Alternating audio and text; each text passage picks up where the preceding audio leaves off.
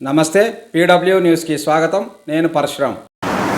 మహిళా దినోత్సవం సందర్భంగా తాడపత్రి పట్టణంలో తాడపత్రి పాత్రికేయుల ఆధ్వర్యంలో మిలిటరీ జవాన్లు దేశ రక్షణ కోసం తన ప్రాణాలను అర్పించినటువంటి వీర జవాన్ల భార్యలకు ఈరోజు మహిళా దినోత్సవం సందర్భంగా తాడపత్రి జర్నలిస్టుల ఆధ్వర్యంలో చిరు సన్మాన కార్యక్రమాన్ని ఏర్పాటు చేశాము.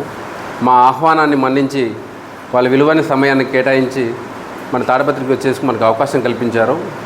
ఈ కార్యక్రమానికి స్థానిక ఏఎస్పీ రోహిత్ కుమార్ గారు రావాల్సింది అనివార్య కారణాల వల్ల కొన్ని రాలేకపోయారు. తాడపత్రి పట్టణ సి ఆరోహన్ రావు గారు ఈ కార్యక్రమానికి ముఖ్య అతిథిగా వచ్చారు. సార్ గారి తరపున మన వీర వనితలకు చిరు సన్మాన కార్యక్రమం ఉంటుంది. అమరులైనటువంటి వీరులకు వారి నారీమణులకు సన్మానం చేసినందుకు పాత్రికేయుల తరఫున మొట్టమొదటిసారిగా వారికి నేను ప్రత్యేక కృతజ్ఞతాభివందనాలు తెలియజేస్తున్నాను. ఈ రోజున అమ్మ, మీరు చేసినటువంటి త్యాగం అనేటువంటిది ఆషామాషిది కాదు, అది చెప్పజాలంది. అయితే మేము మానవత్వంతో ఒక మాట చెప్పగలం. పాత్రికేయులమైన విధి నిర్వహణలో ఉన్నటువంటి ఎవరైనా కూడా మీ భర్తలు చేసినటువంటి త్యాగాన్ని ఫలితంగా ఇక్కడ ఈ సమాజంలో ఏమైనా మీ చిన్న సమస్య ఉంటే అది ప్రభుత్వ పరంగా మీకు మామూలుగా అయితే కొన్ని చోట్ల భూములు ఇచ్చింటారు, అవి ఎక్కడన్నా అన్యాక్రాంతమైన అవి మా దృష్టికి తీసుకొస్తే మేము అధికారుల దృష్టికి తీసుకెళ్ళి కలెక్టర్ గారి దగ్గరికి కానీ ఎస్పీ దగ్గరికి కానీ సార్ దృష్టికి, చిన్నవైతే లోకల్గా అయితే సార్ దృష్టికి తీసుకెళ్ళి వాటిని పరిష్కరిస్తామని పాత్రికేయుల తరఫున నేను మీకు ముఖ్యంగా హామీనిస్తున్నానమ్మా. అంతేకాకుండా వందనం చేస్తున్నాం. మనం ఈరోజు ఇంత ఆనందంగా ఉండడానికి కారణం వీరి యొక్క త్యాగ ఫలితం. మనం సైనికులు త్యాగ ఫలితం అంటాం, కానీ వాళ్ళని యుద్ధ రంగంలో పంపించడం అనేది అక్కడ యుద్ధం జరుగుతున్నప్పుడు ఏం జరుగుతుందో తెలియని పక్షంలో, అంటే మిగతా ఇప్పుడున్న పక్షంలో ఎక్కడైనా ప్రమాదం అనుకోకుండా జరుగుతుంది. వీళ్ళు అక్కడ యుద్ధం చేయడానికి ప్రాణం పోదని తెలిసి వాళ్ళు సైనికులు వెళ్తారు, వీళ్ళు దగ్గర నుండి పంపిస్తున్నారు. అసలైన వీరవనితలకు సరైన నిదర్శనం వీళ్ళకి పాదాభివందనం చేసి నా వంతుగా సెలవు తీసుకుంటున్నాను.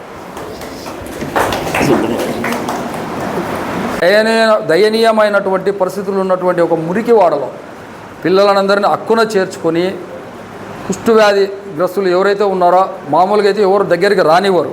అటువంటి వాళ్ళకి స్వయంగా తను దగ్గరుండి సేవలు చేసి ప్రపంచవ్యాప్తంగా మదర్, ప్రపంచానికే అమ్మ అని పేరు తెచ్చుకున్నటువంటి ఒక మదర్ తెరిసా అయితేనేమి, అదేవిధంగా ఈ ప్రపంచాన్ని పురుషాధిక్య ప్రపంచము అని చెప్పని సంబోధిస్తుంటారు.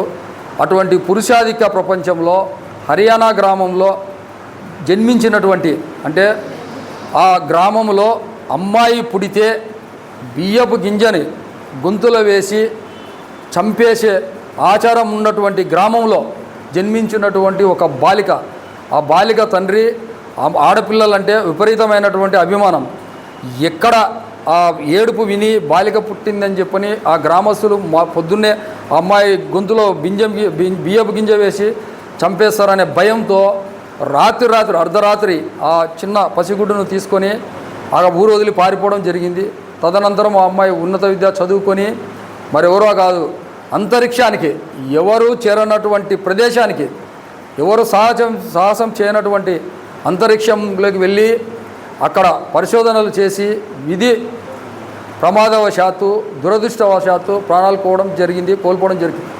ఆ వీర మహిళ ఎవరో కాదు, కల్పనా చావ్లా అనే వ్యామోగామి పేరు పైన అమెరికా రాష్ట్రంలో కూడా ఒక స్ట్రీట్ని ఏర్పాటు చేయడం జరిగింది. అదేవిధంగా మనకు పడి ఉన్నట్టు ఒక ఇందిరాగాంధీ అయితేనేమి, శ్రీలంక ప్రధానమంత్రి అయితేనేమి, జయలలిత గారు అయితేనేమి, ఈ విధంగా మహిళామణులు, అంతేకాకుండా మహిళా సమస్యల కోసం పాల్పడినటువంటి దుర్గాబాయి దేశ్ముఖ్, సరోజినీ నాయుడు, ఈ విధంగా చెప్పుకుంటూ పోతే చాలామంది. అంతేకాకుండా మన భారతదేశంలో మొట్టమొదటి మహిళా పోలీస్ అధికారి కిరణ్ బేడి ఐపీఎస్ గారు, వీరందరూ కూడా తమ యొక్క జీవిత కాలంలో ఎన్నో సమస్యలను ఎదుర్కొంటూ ఒక పక్క వాళ్ళపైన ఉన్నటువంటి సంసార బాధ్యతలను నిర్వహించుకుంటూ ఉదాహరణకు మన మిలిటరీ వాళ్ళు ఉన్నారు, వాళ్ళు ఎప్పుడు మిలిటరీకి పోయి ఎప్పుడు తిరిగి వస్తారో ఉండరు. వాళ్ళని వస్తారు, వాళ్ళు దేశ సేవ కోసం పోయినారని చెప్పని వాళ్ళ పిల్లలకు, వాళ్ళు వదిలిపెట్టినటువంటి వాళ్ళ తల్లిదండ్రులకు ఇటువంటి అన్ని సేవలు చేసుకుంటూ వారి యొక్క వీరగాథలను వారి యొక్క పిల్లలకు నేర్పిస్తూ క్రమశిక్షణగా పెంచే సైనికుల భార్యలు అయితేనేమి, సాధన గృహిణులు అయితేనేమి, ఈ విధంగా ఉన్నటువంటి మహిళ లేనిది మనుగడ లేదు. మహిళా శక్తి అనిర్వచనీయము. అసలు ఆ శక్తిని కొలిసే పరిస్థితి ప్రపంచంలో ఏ దీనికి కూడా లేదు. కాబట్టి ఈ విధంగా ఇన్ని త్యాగాలు చేసినటువంటి మహిళా వీర నారీమణులకు మరి ఒక్కసారి ఈ యొక్క అంతర్జాతీయ మహిళా దినోత్సవాన్ని జరుపుకుంటున్నందుకు ధన్యవాదాలు తెలియజేసుకుంటూ ఈ అవకాశం ఇచ్చినందుకు స్థానిక పాత్రికేయులందరికీ ధన్యవాదాలు తెలియజేసుకుంటూ సెలవు తీసుకుంటున్నాను.